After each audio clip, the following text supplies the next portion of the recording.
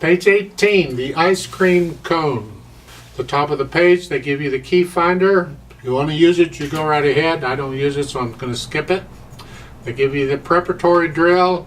If you want to use it, you go right ahead. I don't use it, so I'm going to skip it. By the way, maybe I should explain this preparatory drill in case you decide to use it. It'll work basically the same way in this book. At the beginning, they give you this glob of stuff. Ugh. Well, what they're doing is they're showing you all the notes you're going to use. And when they do it together, that arrangement like that means you play them all at the same time. So you're going to play all those notes at the same time. Is basically what they're saying. I don't know that you need to play those notes. They're just showing you. I don't really know why they're showing you there. But look at it in the right hand. You have this group of notes. And if you want to figure out these group of notes, this is called a chord. When you have more than one note at a time playing at the same time. And you can have a lot of notes in a chord, and they can get ugly looking. Da-da. So start with the bottom note. And you figure each note out one note at a time in the chord. You what we call spell out the chord. So the first note, the bottom note there is a C, and then the next note is the one cockeyed to it is a D, and then the next one is an E, and then the next one is an F, and then the top one is a G.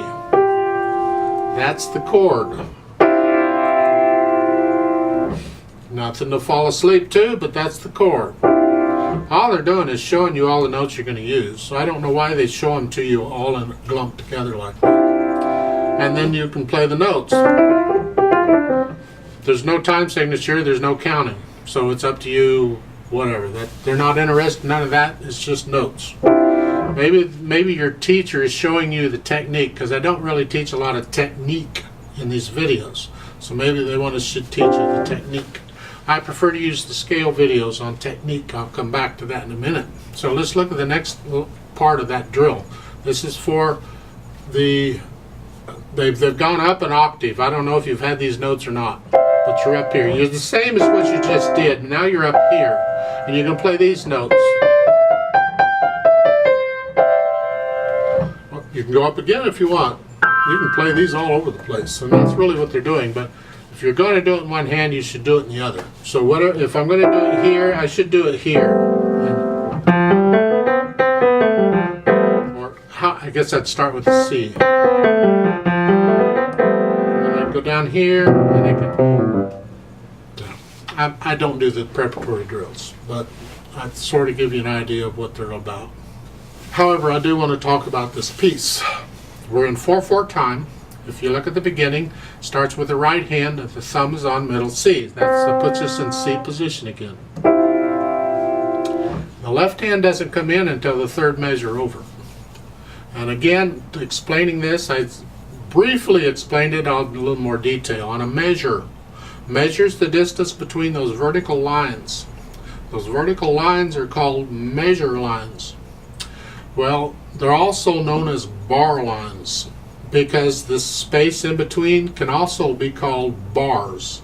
So some people, in case you're talking to people and you hear people say, some people will call them measures, some people will call them bars.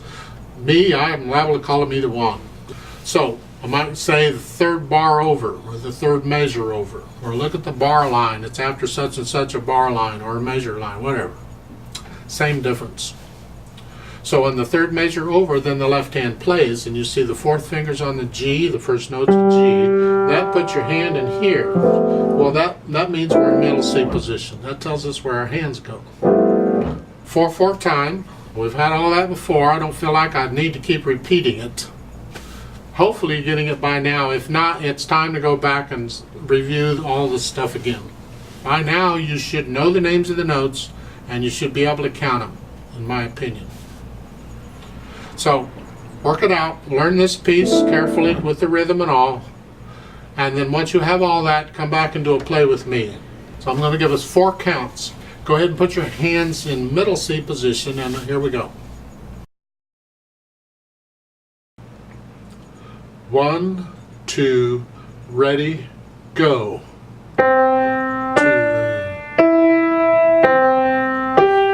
2, 3, 4.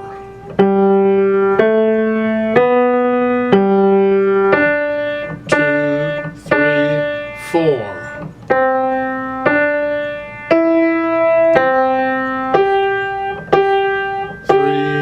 4, 2, 3, 4, 1, 2, 3, 4, off.